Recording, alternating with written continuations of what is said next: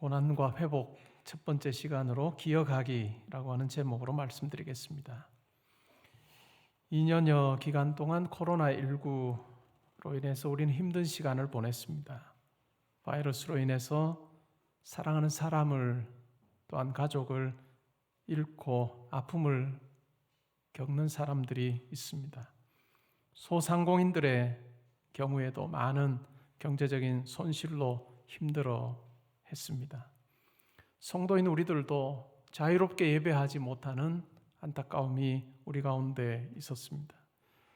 고난이라고 하는 말로 설명할 수 있는 긴 시간이었다고 생각합니다. 이제 긴 터널을 빠져나오는 듯한 느낌이 듭니다. 안도감이 생기기도 하죠. 회복이 필요한 시기입니다. 일상으로의 회복이 전부는 아닌 것 같습니다. 고난의 긴 터널이 의미하는 것이 무엇이었는지, 또한 우리에게 필요한 회복이란 무엇인지에 대해서 생각해 보면 좋을 것 같습니다. 그래서 이번 주부터 4주 동안 고난과 회복에 대해서 살피려고 합니다. 오늘은 기억하기에 대해서 생각해 보면 좋을 것 같습니다. 본문은 시편 137편입니다. 이 시를 우리가 낭독하면서 느꼈겠지만은 유대 백성들의 애환이 담겨 있습니다. 핵심은 포로로부터의 회복, 시온으로의 회복이라 할 수 있습니다. 그것을 열망함이 이 속에 또한 나타나 있죠. 그런데 중요한 주제가 기억입니다. 시편에서 바벨론에 대해서 언급하는 두 개의 시편이 있습니다. 150편 중에 딱 두 편에서 바벨론에 대해서 이야기를 합니다. 하나는 시편 87편입니다. 그리고 다른 한 편이 137편이죠. 시편 87편 4절에 이와 같은 내용이 나옵니다. 나는 라합과 바벨론이 나를 아는 자 중에 있다 말하리라. 보라, 블레셋과 두로와 구스여, 이것들도 거기서 났다 하리로다. 여기서 나는 하나님이고 라합은 애굽을 의미합니다. 하나님께서 애굽과 바벨론과 블레셋과 두로와 구스, 이것이 다 시온으로부터 났다라고 그렇게 말씀하고 계십니다. 이 말을 통해서 우리는 하나님이 모든 민족의 그리고 나라의 근원이시다라고 하는 것을 지금 선포하고 계시다는 것을 우리는 잘 압니다. 이 모든 나라와 열방 중에 바벨론도 포함이 되는 것이죠. 이방 나라인 바벨론이 시온에서 태어난 것처럼 여길 것이라고 그렇게 말합니다. 시온이 바로 그들의 영적인 고향이 될 것이라고 말씀하고 있습니다. 내용에서 우리가 시편 137편을 우리가 읽으면서 시온의 노래라고 하는 것을 우리가 보았는데, 이 시온의 노래의 주된 주제가 바로 이것입니다. 하나님께서 만국을 통치하신다. 그리고 시온이 이 만국의 영적인 고향과 같을 것이다 라고 하는 내용입니다. 그리고 바벨론에 대한 언급이 나오는 또 다른 시가 오늘 우리가 읽었던 시편 137편입니다. 시온의 노래와는 아주 다른 내용을 담고 있죠. 시편 135편부터 150편까지 주로 찬양과 감사의 내용들이 많이 등장합니다. 137편의 전후를 보면 135편이라든지 136편이라든지 138편을 보면 감사와 찬양으로 시작합니다. 그리고 시편 145편 이하에는 할렐루야라고 하는, 여호와를 찬양하라라고 하는 말로 시들이 시작하고 있습니다. 그런데 시편 137편은 울음으로 시작합니다. 시 전체에서 시인의 거칠고 격앙된 감정을 느낄 수 있습니다. 예루살렘을 멸망케 한 자들을 향한 분노가 고스란히 드러나 있습니다. 왜 시편 137편을 이러한 찬양과 감사를 하는 시들 사이에 그 속에 포함시켜 두었을까요? 그것은 힘겨운 고난의 자리에서도 하나님을 바라고 생각하는 일은 계속되어야 한다라고 하는 것을 가르쳐주기 위함인 것 같습니다. 각각의 절에 고통이 담겨 있습니다. 그리고 점점 더 강해집니다. 1절부터 3절은 포로 생활의 애환을 다루고 있습니다.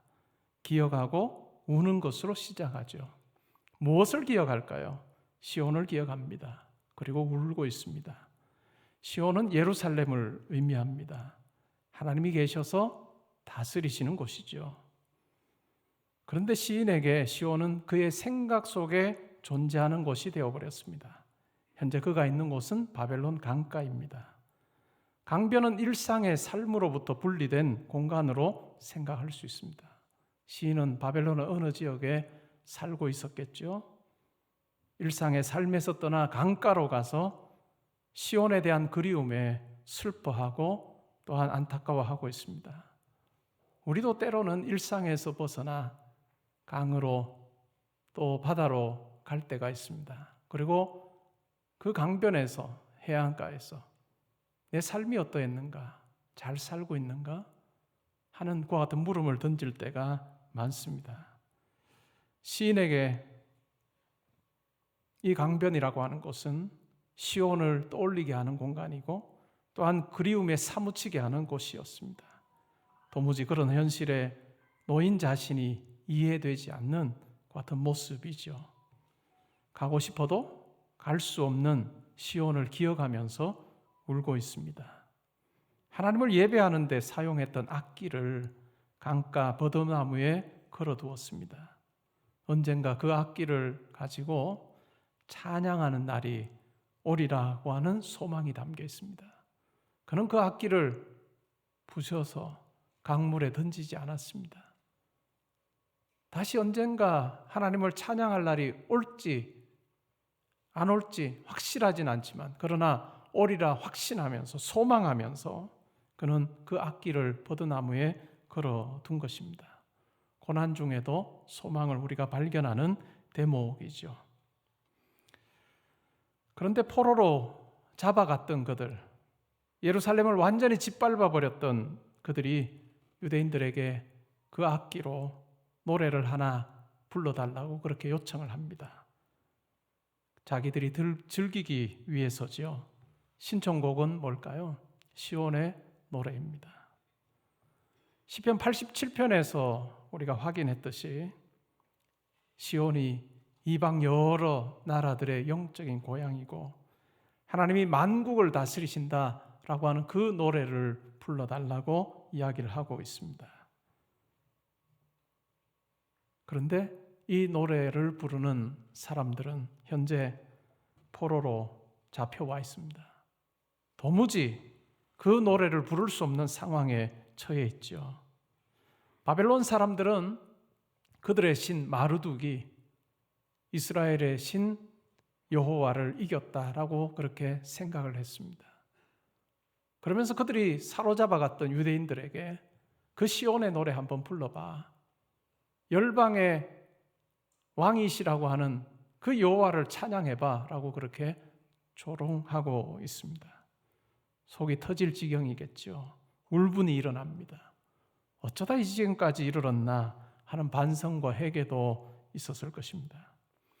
우리가 구약 성경을 통해서 잘 아는 것처럼 하나님은 끊임없이 유다 백성들에게 경고하셨습니다. 하나님께 불순종하고 우상을 섬길 때 하나님께서 이방 나라를 들어서 징계 채찍으로 사용할 것이다 라고 그렇게 누누이 말씀하셨습니다. 그러나 불행히도 그들은 하나님의 경고에 귀를 기울이지 않았습니다. 그 결과 그들은 포로로 잡혀와서 모욕과 수치를 당하고 있습니다. 이방 땅에서 도무지 시온의 노래를 부를 수 없다는 것, 그들의 형편과 노래의 가사가 어울리지 않는다는 것을 그들은 잘 알고 있습니다. 그러한 상황 가운데서 시인은 예루살렘의 소중함을 통감합니다. 그의 일상에서 너무도 당연한 것으로 여겼던 예루살렘 성전, 예루살렘의 성전에서 드렸던 예배, 제사, 그리고 함께 웃으면서 지냈던 예배 자리를 함께 손잡고 나아갔던 많은 동료들, 가족들, 그 소중함을 새삼 확인하게 되었습니다. 이것은 다르게 말하면 하나님의 임재와 통치를 그리워하는 것입니다. 다 잃고 나서야 그 소중함을 알게 됩니다. 그리고 다짐합니다. 이제 다시는 예루살렘을 잊지 않겠다고, 예루살렘을 기억하겠다고 다짐합니다. 만약 잊는다면 그것은 오른손에 제주를 잊는 것과 같다고 그렇게 말합니다. 몸이 기억한다는 말이 있죠. 악기를 다루는 사람, 운동을 했던 사람은 시간이 지나고 나서도 그 악기를 잡으면, 또한 운동하는 그 상황에 들어가면 자기 몸이 알아서 이전에 했던 그와 같은 악기 다루는 것, 또 운동했던 것이 떠올라서 몸이 알아서 적응한다는 이야기를 우리는 하곤 합니다. 하나님을 예배하는 때 사용했던 악기, 다시 그것을 연주하여서 하나님을 영화롭게 하고 싶은 그 같은 마음이 시인 속에 있습니다. 그리고 예루살렘이 자기가 가장 즐거워하는 것, 그 어떤 것보다도 더 소중한 것이 되기를 원한다라고 하는 그 간절함이 있습니다. 만약에 그렇지 않다면 내 혀가 내 입천장에 붙어버려도 좋다라고 그렇게 이야기하고 있습니다. 악기로, 또한 입술로 하나님을 찬양하고자 하는 그 어떤 열망이 도무지 불가능할 것 같은 그 상황에서 다시 새록새록 솟아나고 있습니다. 가장 소중한 것을 잃고 나서야 그 가치를 알게 되었습니다. 그리고 다시 그것을 누릴 날을 그는 고대하고 있죠. 이러한 결심과 바람은 1인칭으로 표현이 됩니다. 1절부터 4절에서는 우리라고 하는 복수 형태로 사용이 되죠. 근데 5절부터 6절에는 나로 바뀝니다. 이 말은 각각의 개인 각자가 맹세하고 고백해야 된다라고 하는 것을 이야기해 줍니다. 하나님께서는 시인의 바람대로 고레스 왕을 통해서 유다 백성들이 시온으로 돌아갈 수 있도록 하셨습니다. 우리는 이런 질문을 던지곤 합니다.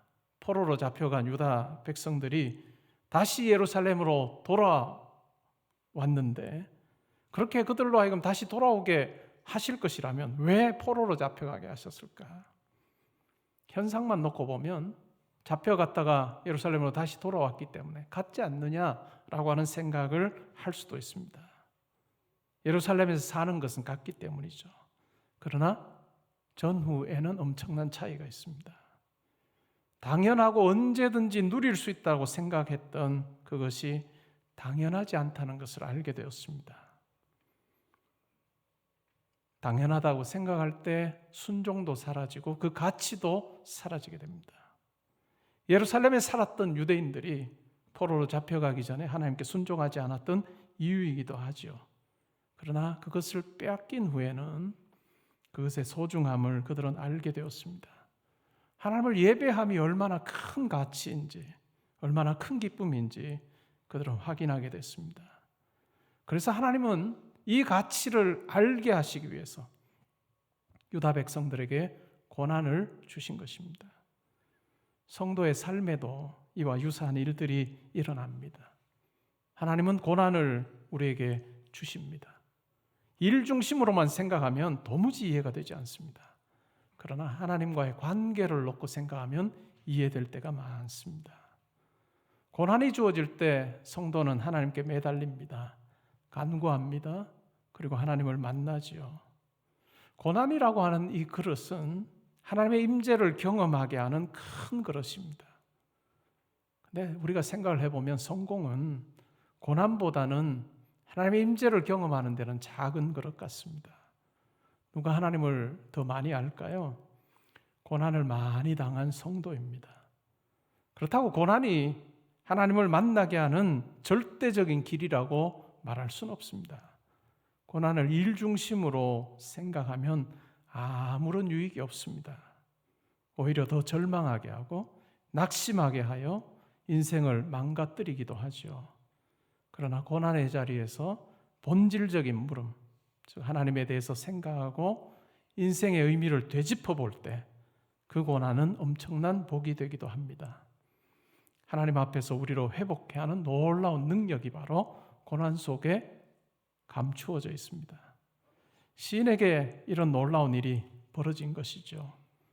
이어서 그는 잔인하고 끔찍한 탄원을 합니다. 하나님께서 예루살렘이 멸망되던 날을 기억해 주실 것을 요청합니다. 예루살렘의 멸망을 보면서 기뻐했던 에돔 자손들, 그리고 바벨론을 멸망시켜 주실 것을 간구하고 있습니다. 에돔 자손들, 예루살렘이 멸망하는 것을 보고 멸망하고 멸망하여서 기초까지 다 허물어지기를 그렇게 노래했던 그들, 하나님 그들에게 심판을 내려주십시오라고 그렇게 간구하고 있습니다. 실제로 그 멸망의 주체 바벨론을 향해서도 바벨론의 유다 백성들에게 행했던 그대로 갚아주십시오라고 그렇게 간청하고 있습니다. 9절에 보시면 자기 어린 아기를 바위에 메어치는 자에게 복이 있을 것이다 라고 하는 말을 합니다. 도무지 이해하기 어려운 구절이죠. 왜 이와 같은 자에게 복이 있다고 할까? 신약 성경을 통해서 우리는 예수님을 통해서 원수를 사랑하라 라고 하는 그 말씀을 우리는 들어서 잘 알고 있습니다. 그런데 시편 137편 9절에 보면 자기 어린아이를 바위에 메어치는 자는 복이 있을 것이다 라고 그렇게 이야기하고 있습니다. 이것이 어떤 의미일까요? 이 시인이 지금 하나님을 향해서 바벨론과 또한 이 에돔에게 심판을 내려주십시오 라고 할 때 중요한 원리가 하나 있는데, 그것은 바로 그들이 행했던 대로 갚아주시기를 요청하고 있는 것입니다. 바벨론 군인들의 약탈과 잔인한 악행에 대해서 우리는 머리에 그려볼 수 있습니다. 아이를 바위에 메어치는 것과 같은 그와 같은 일들이 실제로 있었고, 잔인하게 예루살렘 거민들을 폭압적으로 그들을 수탈하고 힘들게 했던 그와 같은 장면을 우리는 떠올릴 수 있습니다. 시인은 하나님에게 그들이 했던 대로 그대로 갚아주기를 간구하고 있습니다. 시인이 직접 그렇게 하겠다라고 하는 것은 아닙니다. 성경 여러 곳에 말한 대로 갚아주시기를 간구하고 있습니다. 이것이 하나님의 심판의 원리입니다. 시편 62편 12절에 보면 다윗은 이렇게 말합니다. 주여 인자하심은 주께 속하오니 주께서 각 사람이 행한 대로 갚으심이니이다. 다윗의 고백이죠. 잠언 24장에 보면 솔로몬이 악행을 행하여서 사망으로 끌려가는 자를 건져주라고 말하면서 잠언 24장 12절에 이렇게 말합니다. 내가 말하기를 나는 그것을 알지 못하였노라 할지라도 마음을 저울질 하시는 이가 어찌 통찰하지 못하시겠으며 내 영혼을 지키시는 이가 어찌 알지 못하시겠느냐. 그가 각 사람의 행위대로 보응하시리라. 하나님의 심판은 무원칙이 아닙니다. 사람이 행한 대로 하나님께서는 보응하시고 심판하십니다. 이것을 바울은 로마서 2장 6절에서 이렇게 말합니다. 하나님은 각 사람에게 그 행한 대로 보응하시되, 그리고 이어지는 로마서 2장 7절 8절에서 이렇게 말하죠. 참고 선을 행하여 영광과 존귀와 썩지 아니함을 구하는 자에게는 영생으로 하시고 오직 당을 지어 진리를 따르지 아니하고 불의를 따르는 자에게는 진리와 분노로 하시리라. 바울은 갈라디아서 6장 7절 8절에서도 이렇게 말합니다. 스스로 속이지 말라.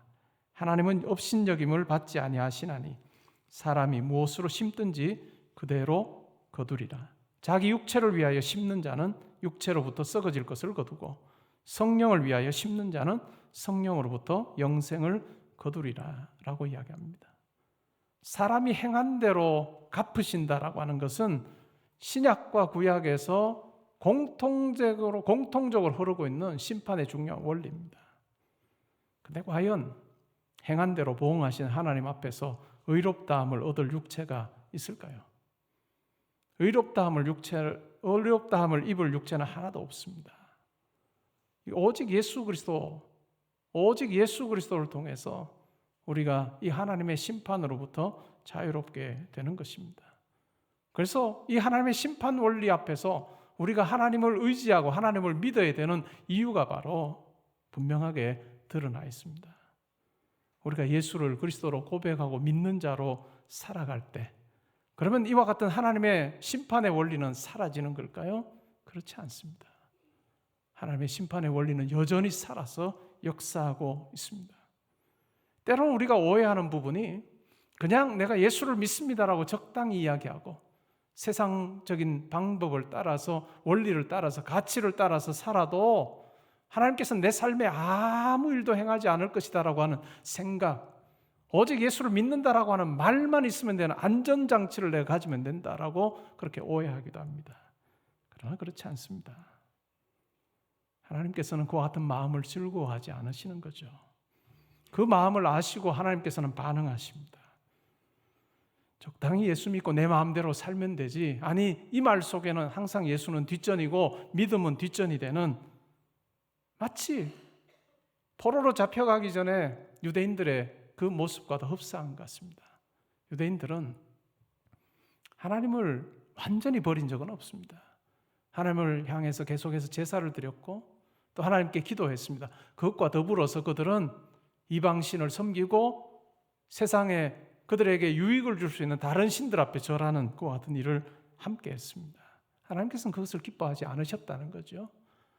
우리가 하나님의 이 절대 심판의 기준 앞에 굴복하면서 내가 예수를 믿습니다라고 고백했다면 우리의 삶이 예수와 하나님 외에 다른 어떤 것도 중요한 가치를 지니지 않는 모습으로 우리가 살아야 된다라고 하는 것입니다. 적당히 예수 믿는 자로 살고 적당히 예배하는 자로 살고 삶에서는 이 세상이 전부라고 생각하고 이 세상의 것을 얻으려고 하는 그 같은 마음으로 우리가 살 때 하나님께서는 기뻐하지 않으실 것입니다. 그리고 그를 그냥 내버려 두시면 그는 영생을 얻지 못할 것입니다. 만약에 하나님께서 택한 자라면 매를 들어서라도 돌아오게 하실 것입니다. 절며 눈물을 흘리며 돌아오게 하실 것입니다. 근데 이게 복입니다. 이게 성도에게 복이에요. 이게 성도에게 복입니다. 적당히 예수 믿고 내 마음대로 하고 이 세상이 전부라고 생각하며 사는데 하나님께서 내버려 두시는 게 복이 아니고 하나님께서 때로는 매를 드셔서 절며 울며 돌아오게 하시는 것이 그게 복이라는 거죠. 이런만 성도고 하나님을 진정으로 섬기지 않는데 내버려 두시면 그에게 주어지는 것은 진노와 분노밖에 없습니다. 제가 오늘 드리는 이 말씀을 여러분 가볍게 생각하지 마십시오. 가정의 달 5월에 꼭 필요한 회복이 뭘까요? 꼭 필요한 회복이 뭘까요? 경제적으로 궁핍해져 있는데 경제적인 부분이 이제는 회복되기를 원합니다. 이것은 꼭 필요한 회복은 아닐 거예요. 필요한 회복이 되긴 하겠지만 가장 본질적인 회복은 아닐 것입니다. 코로나19라고 하는 긴 터널을 통과하기 이전 그리고 통과하는 과정에 내가 잃어버렸던 하나님을 사모하고 또 시온을 그리워하며 하나님의 통치를 그리워했던 그러한 마음들이 사라진 부분이 있다면 그것을 회복하는 것, 그것이 가장 본질적인 회복이 되어야 될 것입니다.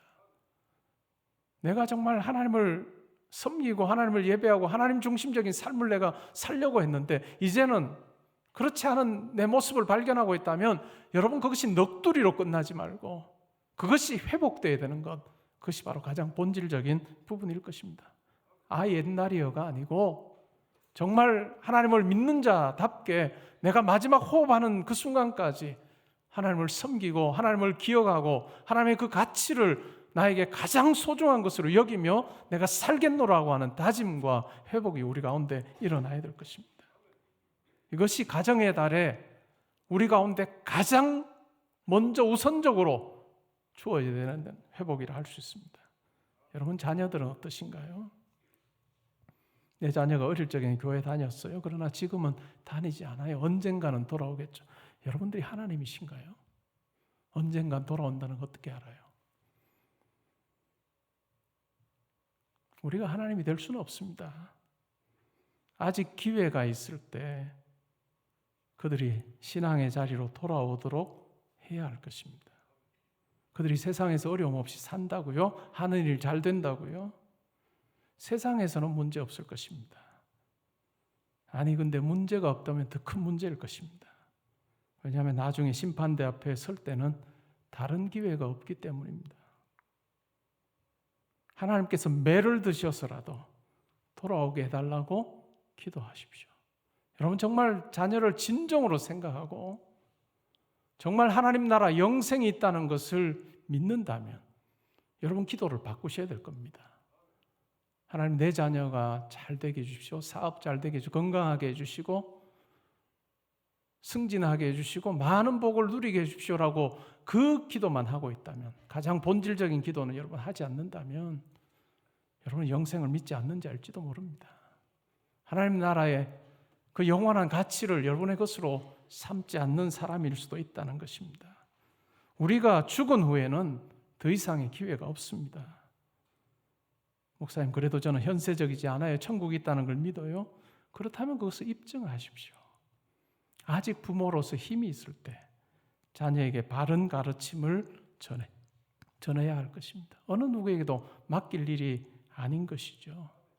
어느 누구에게도 맡길 일이 아니라 내가 가장 소중히 여기며 기도해야 됩니다. 하나님, 내 아이가, 내 아들이, 딸이 지금 예수 믿지 않습니다. 예배드리는 자로 살고 있지 않습니다. 하나님, 다리몽대를 뿌려서라도 예배 자리로 불러주시는 은혜를 허락해 주십시오. 그 기도부터 여러분 해야 될 겁니다. 그리고 나서 사업을 위해 기도하시고 건강을 위해 기도하시고 결혼을 위해 기도하시고 승진을 위해서 기도하십시오. 우선순위 바꾸지 마십시오. 그것이 하나님께서 우리에게 원하시는 회복이라 할 수 있습니다. 세상에서 잘 살다가 하나님 앞에 섰을 때, 하나님의 심판대 앞에 섰을 때 예수 믿지 않는 자로 살다가 분노와 저주를 당한다면 부모로서 얼마나 가슴 아픈 일이겠습니까? 코로나19가 우리에게는 바벨론 포로와 같은 의미를 지니기도 합니다. 당연하게 생각했던 것을 잃게 했고 많은 아픔과 어려움을 안겨다 주었습니다. 단지 일상으로의 회복이 아니라 성도인 우리에게 진정한 회복이 필요합니다. 시편 137편에서 기억하다라고 하는 말이 3번 나오는데 1절과 6절과 7절에 나옵니다. 시인은 시온을 기억합니다. 예루살렘을 기억합니다. 기억하시는 하나님을 떠올리고 있습니다. 기억한다라고 하는 이 말에는 가치 판단이 포함되어 있습니다. 바벨론과 예루살렘 둘 중에 어느 것을 더 중히 여기느냐라고 하는 의미죠. 제가 질문을 드려볼까요? 여러분의 자녀가 어떤 사람이 되길 원하십니까? 부자로 평탄하게 살면서 하나님께 예배드리지 않고 예수를 믿지 않는 자로 사는 것과 가난하고 힘들게 살지만 예수를 잘 믿는 사람, 여러분들이 둘 중에서 하나를 선택할 수 있다면 어느 쪽 선택하시겠습니까? 여러분이 하는 답에 가치 판단이 들어 있습니다. 저는 여러분들이 후자를 선택하면 좋을 것 같습니다.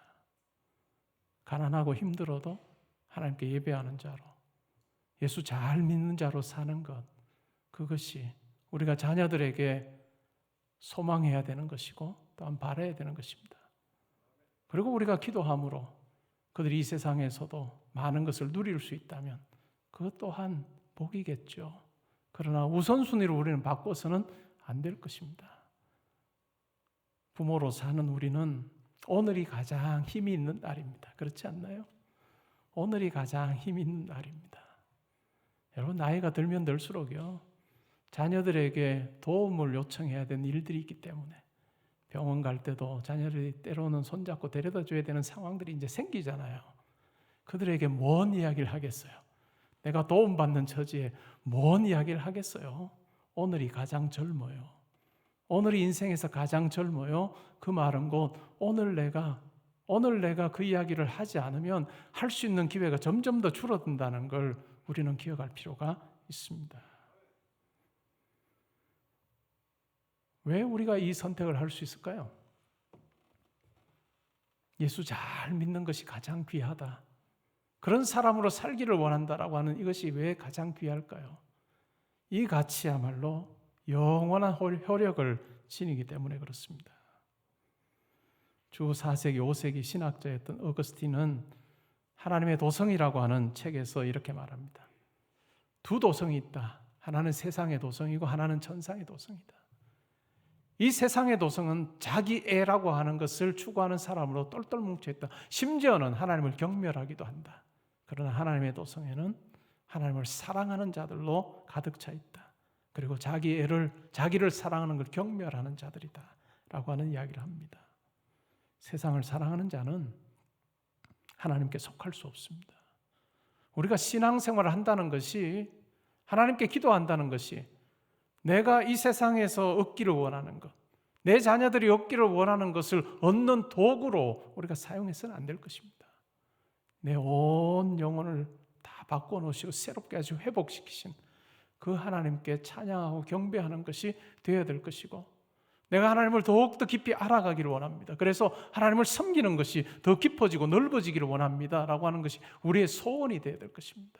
그리고 내 삶에서 아버지의 뜻을 행할 수 있다면, 도무지 하나님을 알 수 없는 자이지만 그러나 하나님께서 깨닫게 하셔서 하나님의 뜻을 붙들고 살 수 있는 자라고 한다면 내 인생에 여한이 없습니다 라고 하는 것이 우리의 노래가 되어야 되고 기도의 제목이 되어야 할 것입니다.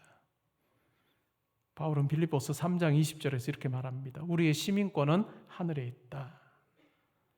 하늘의 도성이, 그 예루살렘이 우리에게 주어져 있습니다. 하나님의 영이신 성령이 믿는 자에게 함께 하십니다. 저는 기도할 때마다 이런 기도를 합니다. 하나님, 저에게 허락해 주신 자녀들 한 사람도, 둘밖에 없습니다. 한 사람도 믿음의 길에서 떠나지 않게 해주십시오. 그리고 그 기도만 하는 게 아니라, 하나님, 제가 보지도 못할 후손들이 있을 거 아니에요. 그 후손들 중에 한 사람도 예수 믿지 않는 자 없게 해주십시오 라고 하는 기도를 합니다. 하나님, 그들이 높은 자리에 앉게 해주십시오. 떵떵거리며 살게 해주십시오. 배고픔 모르게 해주십시오. 건강하게 해주십시오. 그 기도보다 가장 먼저 우리가 해야 될 기도가 있다면 예수 잘 믿는 자로 살게 해주십시오. 여러분, 내 자녀가 믿음의 길에서 떠나 있는지 안 떠났는지를 확인하는 아주 중요한 한 가지 근거가 있습니다. 여러분들이 자녀들과 믿음의 대화를 하느냐 못하느냐 차이예요. 하나님에 대해서 이야기하느냐, 하나님의 일하심에 대해서 이야기할 수 있느냐 없느냐가 그들이 믿음에서 떠나 있는지 아니면 여전히 믿음의 길에 있는지를 가늠할 수 있는 기준이 된다는 겁니다. 자녀들과의 대화 속에 이와 같은 주제가 사라졌나요? 그렇다면 다시 기도하셔야 될 겁니다.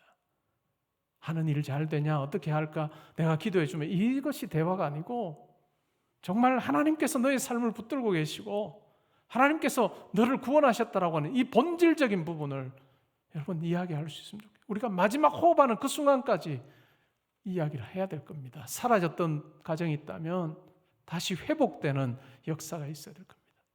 아무 말 안 하다가 유언으로 세상 떠나 마지막 호흡하면서 내가 살아보니 예수 믿어라 라고 하는 그때 한마디가 아니고, 여러분 기회에 있을 때 여러분 이야기를 하십시오.